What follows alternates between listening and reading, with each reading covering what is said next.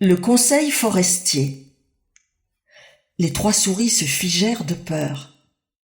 L'appel fut répété. « Attends !» grommela Casanier.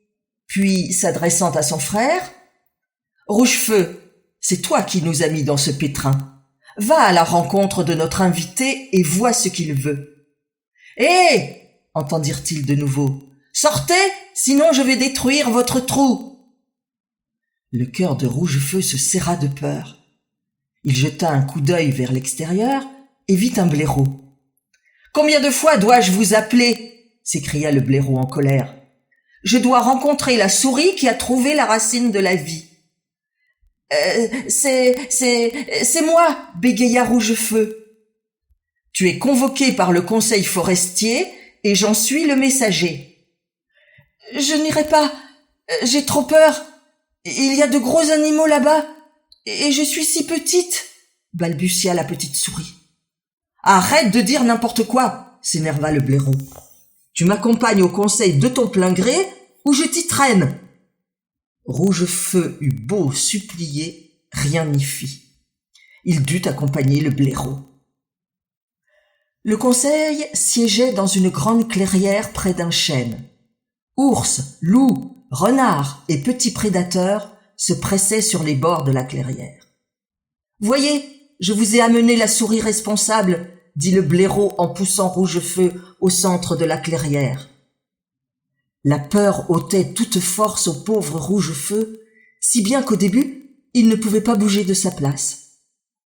Mais dans la clairière, inondée de soleil, il baigna soudain dans une agréable chaleur familière. « N'aie pas peur, petite souris, je suis avec toi. N'oublie pas que tu es un héros, et ces animaux ne te feront rien. »« Oh, Rayon, » murmura la souris, « comme ils sont effrayants. Mais je vais essayer de ne pas montrer ma peur. » La souris s'adressa alors au conseil forestier. « Souris Rouge-Feu, à votre service. »« Rrrr !» grogna l'ours, le président du conseil. « Réjouis-toi, petite souris, car le conseil forestier t'a décerné le titre de chercheur de la racine de vie et a décrété que tu lui apporterais 2 racines chaque année. »« Non, je ne peux pas, monsieur ours, » murmura le souriceau. « Je ne suis pas chercheur. C'est un rayon de soleil qui m'a montré la racine merveilleuse, car j'avais pitié de la louve blessée et de ses petits. Mais je n'aurais pas pu trouver la plante tout seul. »« Qu'est-ce que tu racontes ? De quel rayon de soleil parles-tu ?» gronda l'ours. « Un rayon de soleil magique, monsieur ours. Regardez, le soleil brille et envoie ses rayons sur la terre pour qu'il y ait de la lumière pour tout le monde, » expliqua courageusement Rouge-Feu. « Tu te moques de nous ?» rugit l'ours d'un air menaçant. « Je vais te briser une patte !» Le renard bondit prestement. « Permettez, mon cher, je vais le manger. Ce n'est pas grand-chose, mais ça me suffira pour un petit creux. » Et il sauta pour attraper la souris. Mais il se heurta à la louve. « Attendez une minute. Si je suis toujours là parmi vous, c'est grâce à cette petite souris qui m'a sauvé la vie. Je ne vous laisserai pas la manger si facilement. » Et elle ajouta. « Et toi, petite souris, file d'ici de toutes tes pattes pendant que tu es encore entière. » Rouge-Feu ne s'attarda pas à discuter et il s'enfuit à toute vitesse, le cœur battant, les larmes aux yeux. Il s'écroula dans son trou, essoufflé et haletant. Quand il eut raconté à ses frères tout ce qui lui était arrivé, ceux-ci eurent très peur. « Notre vie tranquille est terminée, » déclara Casanier d'un ton lugubre.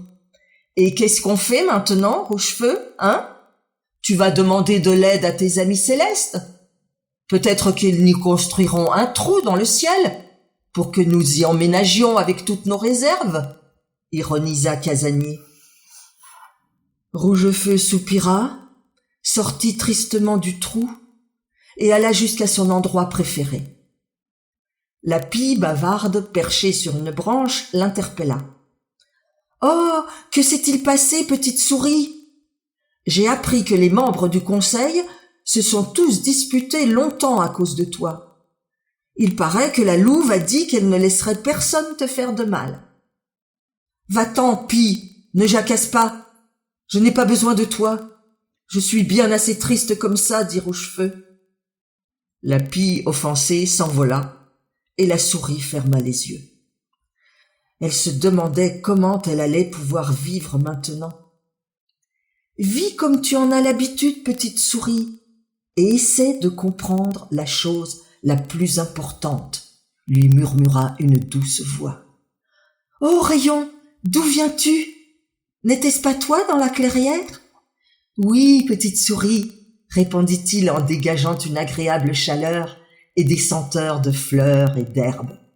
J'ai tout vu, et je me suis glissé dans le cœur de la louve pour lui rappeler que tu l'avais sauvée. Merci, Rayon. Mais dis-moi, comment pourrons-nous vivre maintenant, mes frères et moi? Les animaux du conseil forestier ne me laisseront pas tranquille. Ils ne te feront rien, répondit le rayon de soleil. Dans le monde des rayons du soleil, des étoiles et des gouttes de pluie, tu es considéré comme plus grand et plus fort que le plus gros des ours. Le rayon de soleil enveloppait affectueusement la petite souris de sa chaleur bienveillante, si bien que Rouge-Feu faillit s'endormir. Mais le bruit des branches de pin le sortit de sa torpeur. « Petite souris, bruissait le pin. Tu as planté un arbre, mais tu as oublié de l'arroser. Il demande à boire, car il a besoin de beaucoup de force pour grandir. »« Ah, c'est vrai !» s'exclama Rouge-Feu, qui glissa rapidement de sa branche et courut vers son petit chêne. Ses feuilles étaient prêtes à tomber, toutes flétries. « Attends, chêne, je vais te donner à boire, promit Rouge-Feu, et il courut vers Casanier. « Casanier, donne-moi ton seau d'eau pour arroser le chêne. » Et pour éviter les objections de son frère, il ajouta rapidement « Et puis j'arroserai aussi ton jardin. Tu as remarqué comme il fait chaud ?»« Eh bien, si tu arroses mon jardin, alors prends le seau d'eau, » répondit Casanier. « Aujourd'hui, j'ai peur de sortir du trou. Tout ça à cause de toi, » ajouta-t-il sèchement. « Et toi, tu n'as pas peur maintenant avec ce qui t'est arrivé au conseil forestier ?» demanda Patte Rapide. « Tu étais terrorisé et en pleurs quand tu as fui la clairière. »« Non, » répondit joyeusement Rouge-Feu. « Le rayon de soleil m'a rassuré et m'a dit que tout irait bien. » Casanier voulait dire autre chose, mais Rouge-Feu avait déjà attrapé le seau et s'était enfui.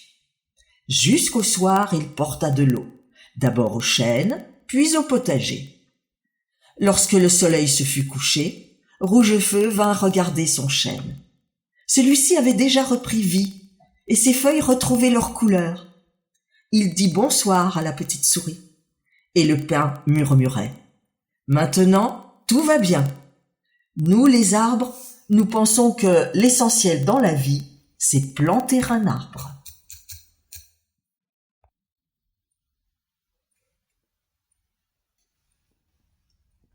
Conversation avec les rayons du soleil.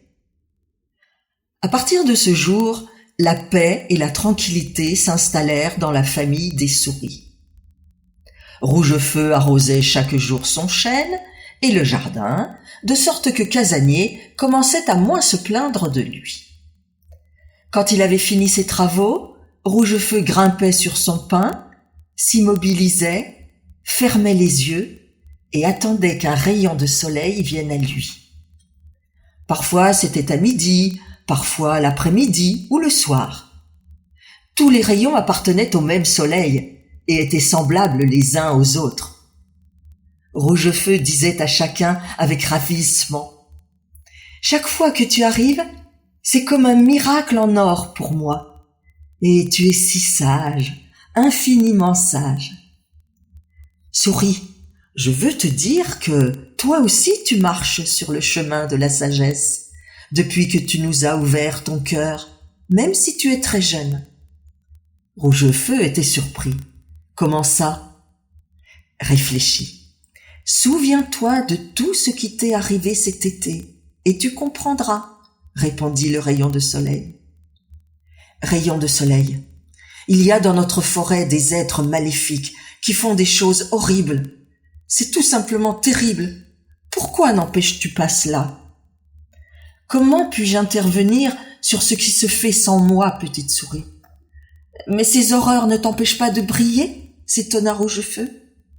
Non, car rien, ni personne, ne peut m'empêcher d'apporter la lumière sur la terre, petite souris. Mais qui peut arrêter tout ce mal? Toi, Rougefeu, tu peux empêcher ce mal, parce que tu m'entends et que tu penses à moi.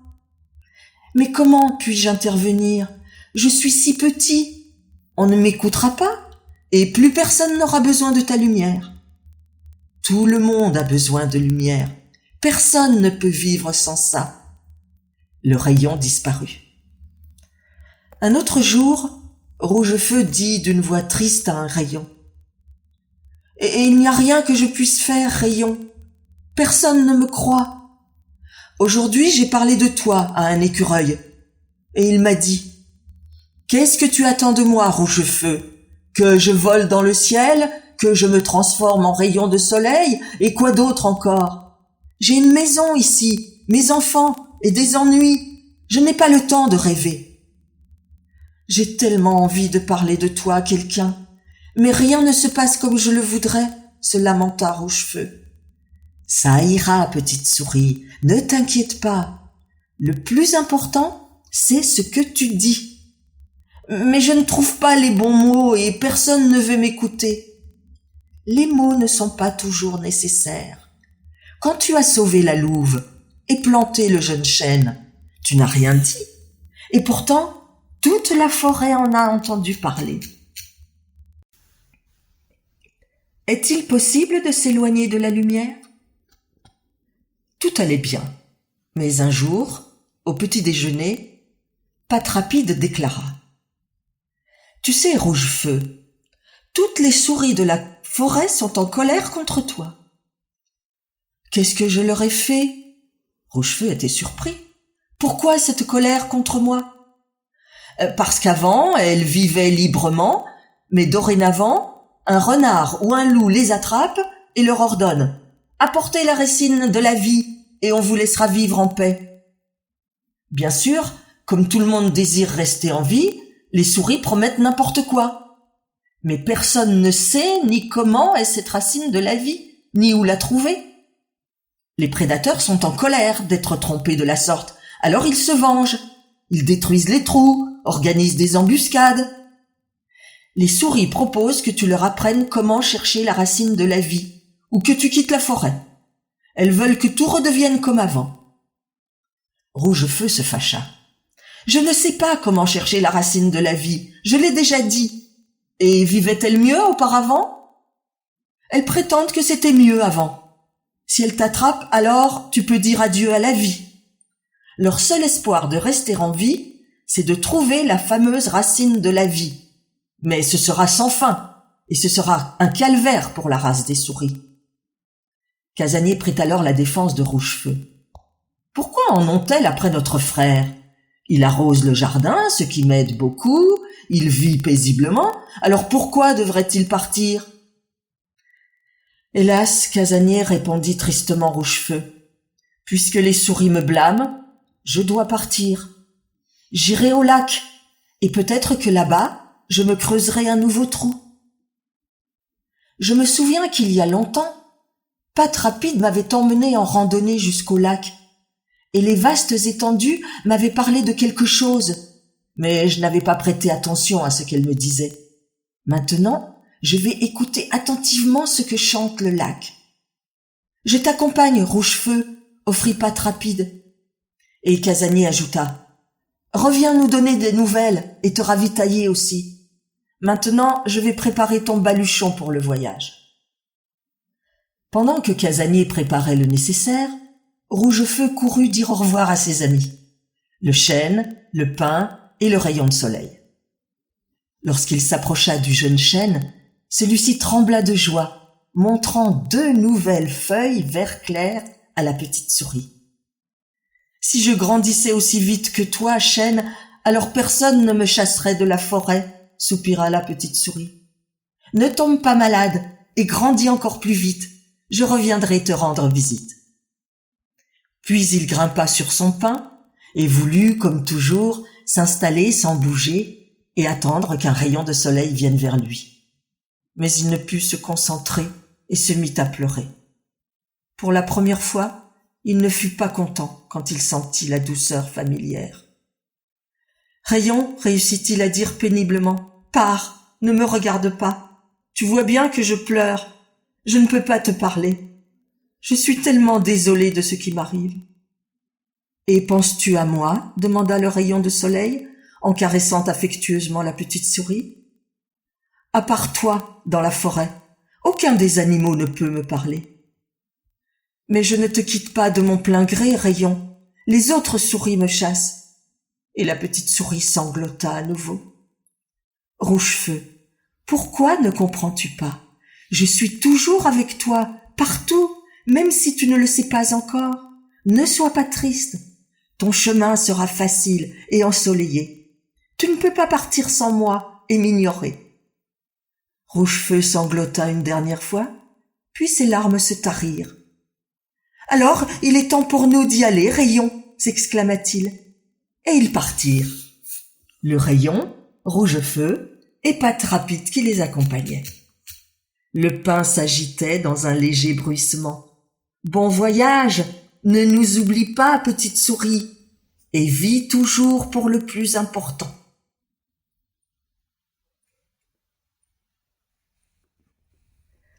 Les miracles se manifestent partout. Lorsque Rouge-feu et Patte Rapide arrivèrent au lac, le soleil de midi était déjà haut dans le ciel, et l'eau du lac était si scintillante que son éclat les aveuglait. « Regarde, Rouge-feu, comme le lac brille, tu vas probablement l'aimer. Oui, c'est très beau ici. Au-dessus, il y a le ciel bleu, rempli de lumière aveuglante, et en dessous, c'est toute une mer tremblante de lumière chatoyante. Il y a tellement de rayons de soleil ici que je ne pourrai probablement pas les entendre tous. Or, je ne peux parler qu'à un seul rayon. »« Tu vas apprendre, » le consola Patte Rapide. « Tu sais parler à tout ce qui t'entoure, même aux pierres, et regarde combien il y en a. » En effet, toute la côte était parsemée de galets et de rochers. Patte Rapide grimpa plus haut et s'élança dans une crevasse entre deux gros rochers. « Hé, mon frère !» cria-t-il, « viens ! Ici, sous les rochers, il y a une grotte où passer la nuit. Le sol est mou, tu pourras creuser un bon trou. L'endroit est un régal pour les yeux et aucun ennemi ne t'attaquera. » Sans attendre de réponse, Patte Rapide sortit de la grotte et proposa. « Viens, je vais te montrer où tu peux trouver des algues comestibles. Elles peuvent être séchées et stockées pour une utilisation future. Ici même, parfois, le poisson est rejeté à terre par le lac. Je l'ai goûté une fois, c'est délicieux. »« Merci, Patte Rapide, je vais tout trouver par moi-même, » déclara Rouge-feu. « Il vaut mieux s'asseoir tranquillement d'abord et écouter le monde qui nous entoure. » Patte Rapide ne pouvait pas rester assis. « Pourquoi restons-nous à ne rien faire? Mangeons plutôt un morceau de ce que Casanier nous a préparé. Je vais rentrer chez moi en courant, car le soleil descend déjà sur le lac. » Après s'être rafraîchi, Patte Rapide déclara. « Eh bien, au revoir, mon frère. Je reviendrai bientôt, et je te montrerai qu'ici, sur le rivage, tu peux trouver des choses utiles et des aliments savoureux. » Et il disparut dans les buissons côtiers. Rouge-feu regarda autour de lui. Le monde lui semblait immense. Le ciel et le lac n'avaient pas de limite, et la souris se sentit soudainement toute petite. Elle craignait de se perdre dans ce vaste monde et que le rayon de soleil ne la trouve pas. Pour se calmer, elle décida de faire une promenade le long des berges du lac. De petites flaques scintillaient partout entre les pierres, et la souris se baigna dans l'une d'elles avec plaisir. Elle grimpa sur un rocher pour se sécher au soleil et remarqua qu'un petit poisson très étrange pataugeait dans une flaque d'eau à proximité. La flaque était très peu profonde et le poisson s'agitait en soulevant du sable du fond et ouvrait la bouche en cherchant l'air. « Bonjour, poisson. Pourquoi vis-tu dans une flaque si peu profonde ?» demanda Rougefeu. « Ne me mange pas, petite souris. Je suis en train de mourir de toute façon, » murmura le poisson en réponse. « Je ne vais pas te manger, petit poisson, mais que fais-tu ici ? » « J'ai fui les prédateurs. J'ai nagé en eau profonde et je me suis endormi au soleil. Pendant que je dormais, l'eau de ma flaque s'est évaporée et l'entrée de celle-ci s'est asséchée et je ne peux pas regagner le lac. »« Oh, petite souris, qu'est-ce que tu fais ?» s'étonna le poisson en voyant que Rougefeu commençait à creuser dans le sable. Mais la souris ne répondit pas. Elle creusa rapidement le sable humide avec ses pattes, approfondissant le canal par lequel le poisson avait nagé jusqu'à la flaque. Le trou entre la flaque et le lac se remplit rapidement d'eau boueuse.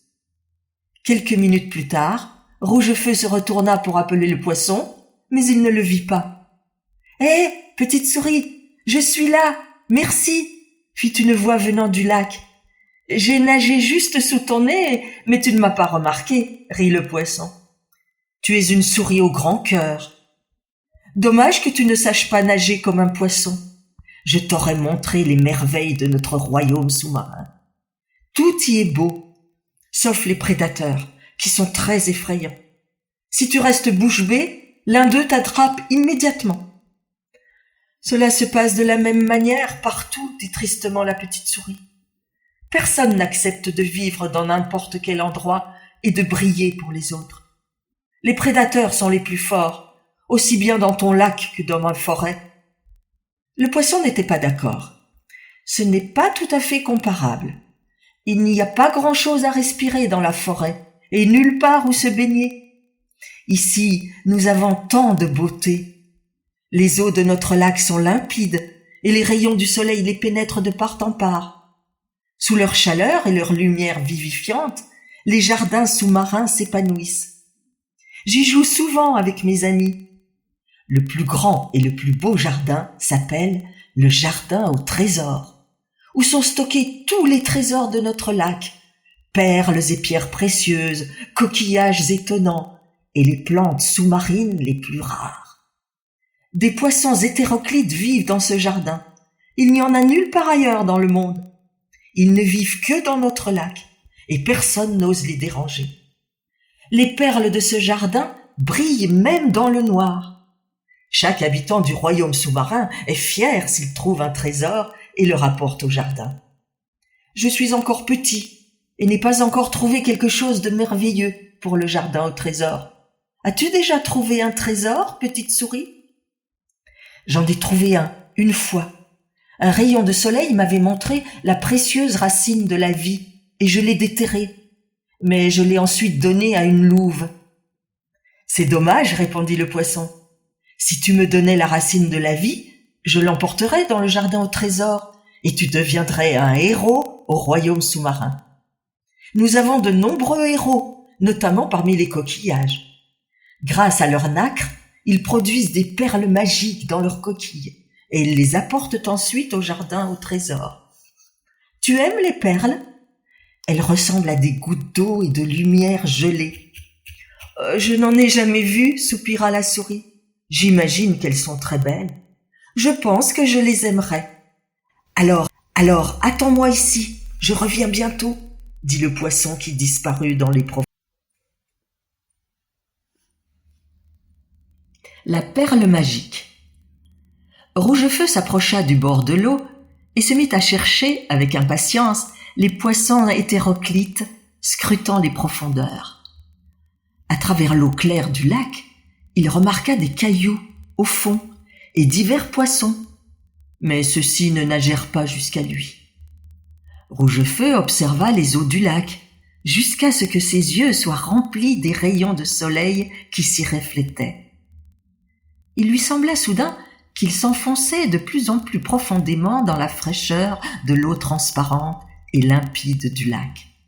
« Lac !» s'écria Rougefeu. « Votre eau est comme la lumière.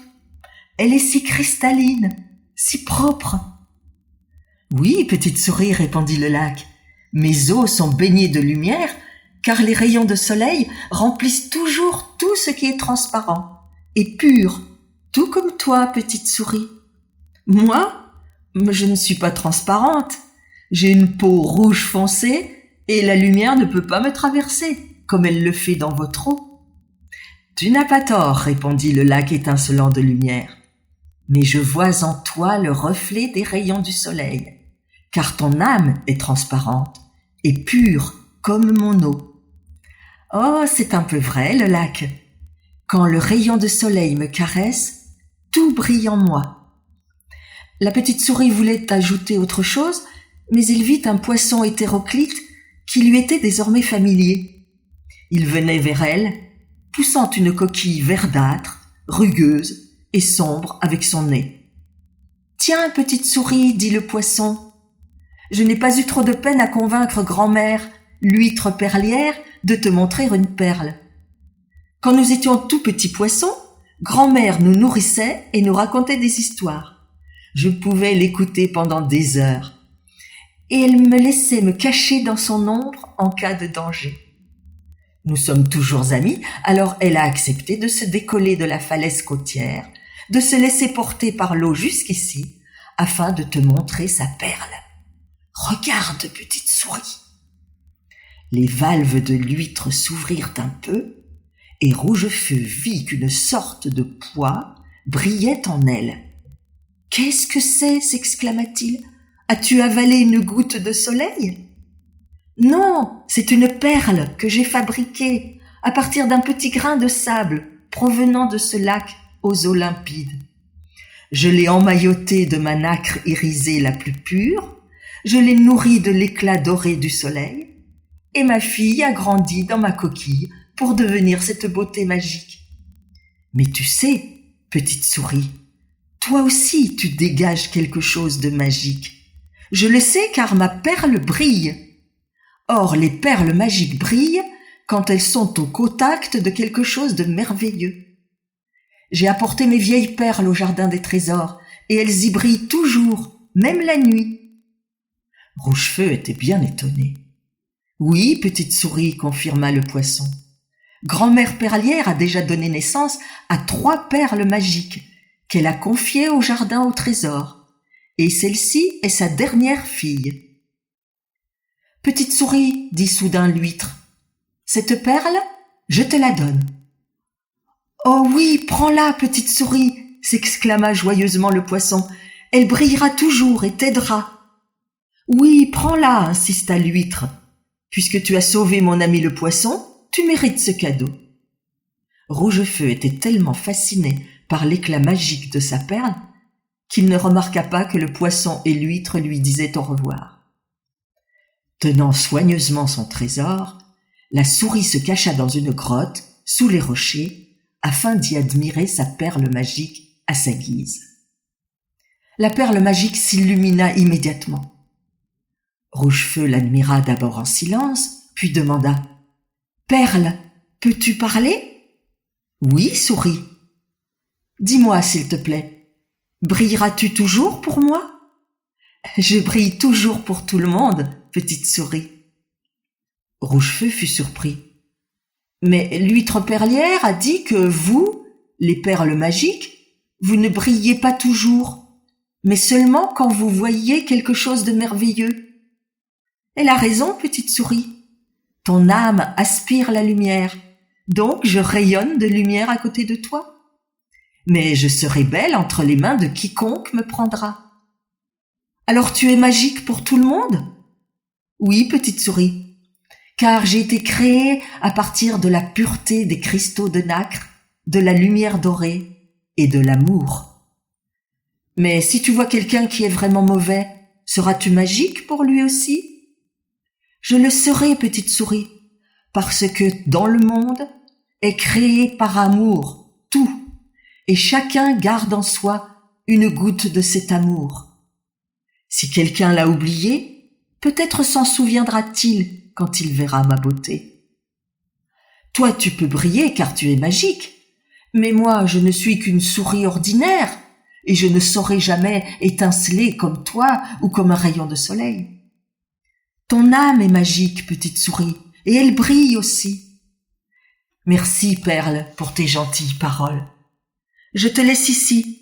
Je vais dire au revoir à un rayon de soleil et cueillir des feuilles pour nous protéger toutes deux pendant la nuit, dit la petite souris en se levant.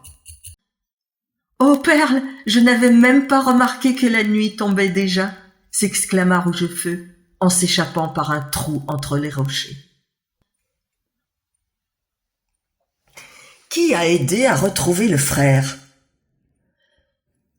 Tôt le matin, Rougefeu fut réveillé par la voix de Casanier.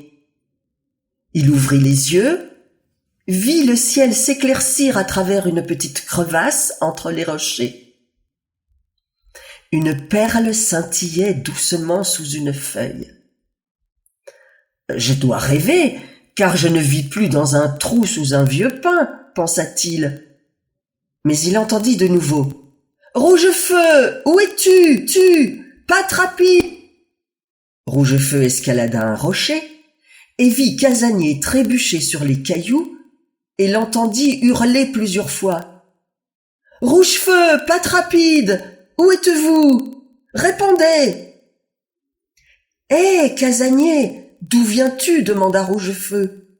« Ah, Dieu merci, vous êtes ici » soupira Casanier tout essoufflé. Mais rapidement, il manifesta son mécontentement. « Vous m'avez laissé seul. Vous avez dormi sans penser à moi, et je dois vous chercher ce matin. Si seulement vous réalisiez que je n'ai pas dormi de la nuit.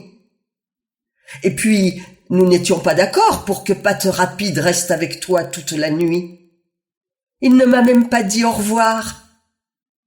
Mais, Casanier, Patte Rapide est rentré chez lui en courant hier, à la tombée du jour. Il n'est pas là. Comment ça? Mais il n'est pas rentré cette nuit. Casanier était pris de court. Et moi qui pensais que vous m'aviez quittés tous les deux. Je ne t'ai pas vraiment quitté, et Patte Rapide est probablement en train de se promener quelque part. Non, s'alarmait Casanier. Ton frère ne se promène jamais la nuit. Il s'est perdu. Allons, Rougefeu, cherchons-le, supplia-t-il. Je ne veux pas vivre seul. À quoi donc serviraient tous mes garde-manger? D'abord, Casanier, allons-y. D'accord. Attends juste une minute. Je vais prendre mon trésor.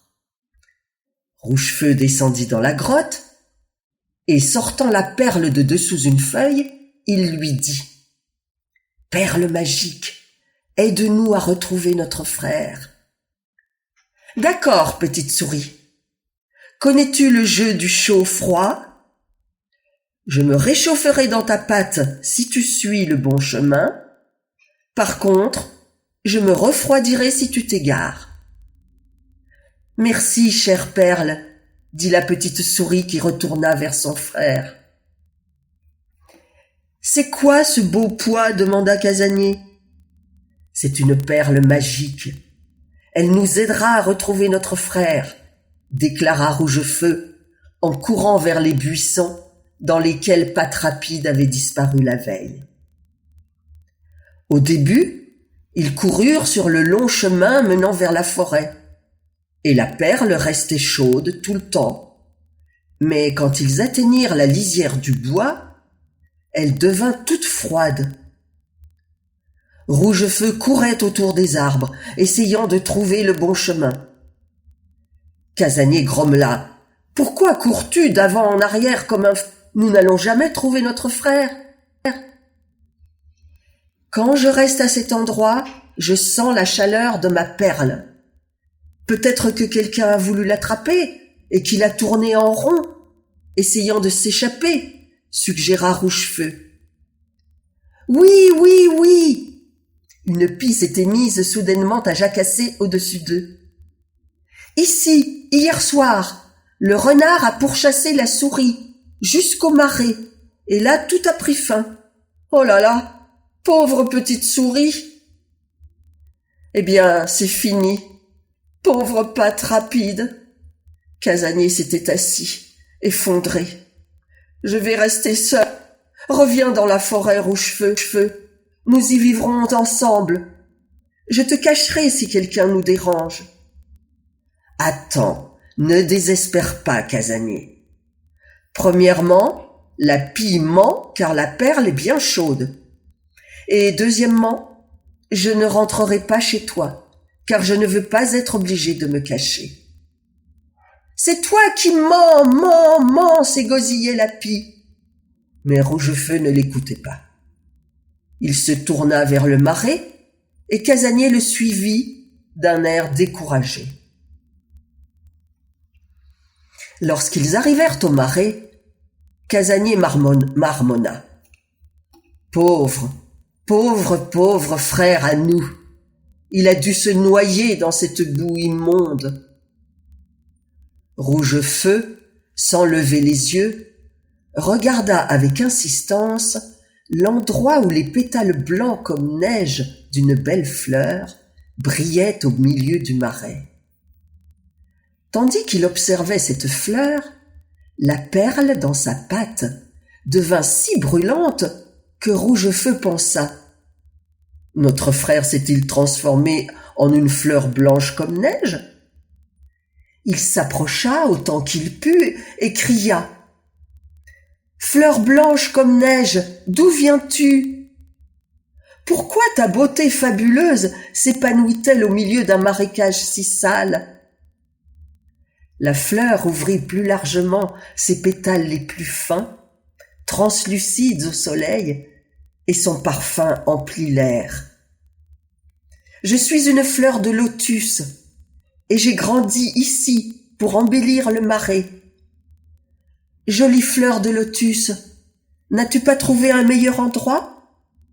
Ta beauté mérite le plus beau jardin du monde, pas cette eau répugnante autour de toi. Regarde-moi de plus près. La fleur de lotus ouvrit encore plus ses pétales, les écartant vers le soleil. Regarde bien, petite souris, et tu comprendras qu'une fleur rend le monde plus beau. Lorsque les lotus fleuris seront plus nombreux, toute la surface de cette eau sale ne sera que le reflet de nos merveilleuses couleurs.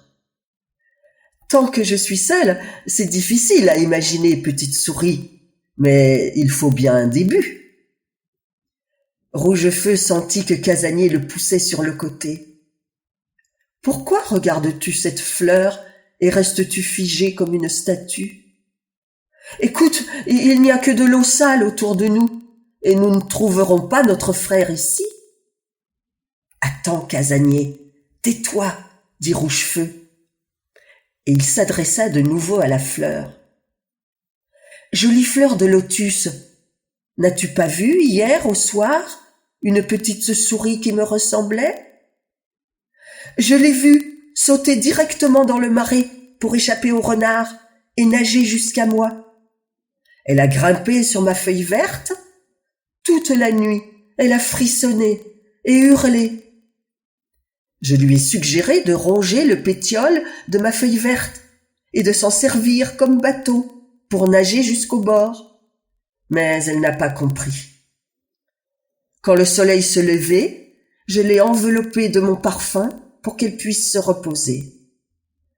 Casanier était de plus en plus énervé et il bougonna.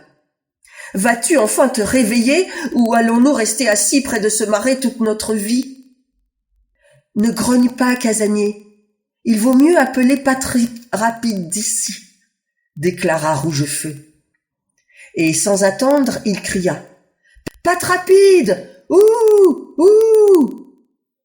Quelle ne fut pas leur surprise lorsqu'ils aperçurent un museau familier sortir de derrière une fleur blanche. Casanier et Rougefeu expliquèrent à leur frère comment regagner le bord du marais, et après avoir salué la blanche fleur de lotus, ils partirent en courant vers le trou familial.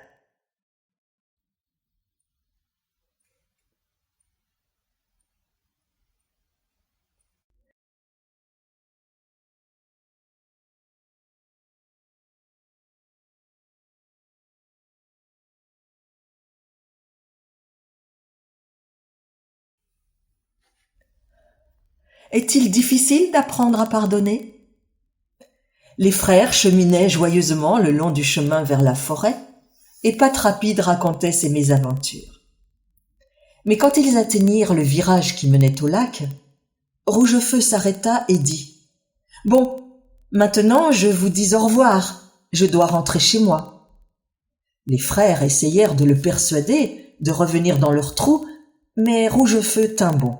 « Non, ne me demandez pas cela.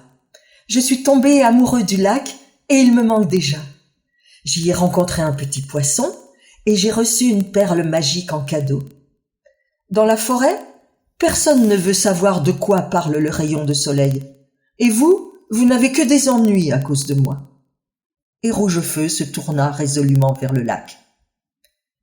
Lorsqu'il atteignit les berges du lac, il monta sur un rocher pour se reposer et dire bonjour au soleil. Mais avant qu'il n'ait le temps de s'asseoir, il vit ses frères réapparaître devant lui. « Rougefeu, dit Patrapide, je n'ai pas eu le temps de te demander quelque chose, alors nous sommes de retour. Dis-moi, peut-on parler aux fleurs ? » ?»« Oui, bien sûr, on peut si on comprend leur langage. » »« Rougefeu, cette belle fleur blanche dans le marais, elle m'a parlé. Seulement, je n'ai rien compris à ce qu'elle me disait. J'étais trop bouleversée à cause du renard. Tu sais, je souhaiterais que de telles fleurs poussent partout. J'aurais aimé lui demander comment faire, mais je n'ai pas pu. D'accord, mon frère. Je t'accompagnerai plus tard au marais et nous lui poserons la question. Casanier s'adressa soudainement à son frère. Rougefeu, rentre avec nous. Sans toi, nous n'avons pas assez de soleil dans la forêt. Comment ça ? Rougefeu était surpris par ces mots. Je n'y suis pour rien. Vous savez bien que je n'ai pas emporté le soleil avec moi. Je ne voulais pas du tout dire ça, s'emporta Casanier. Sans toi, nous n'avons pas assez de lumière, pas assez de chaleur. Les rayons ne nous parlent pas. Il y a beaucoup d'hésitation de leur part. Quand ils percent la forêt, c'est quand même mieux. Patrapide a même failli disparaître. Tu es le seul à les entendre et à savoir leur parler. Reviens avec nous. Non, Casanier, je t'ai dit que j'aimerais vivre ici. Eh bien, allons-y, marmonna Casanier. Il est bientôt l'heure de manger et il reste des choses à faire.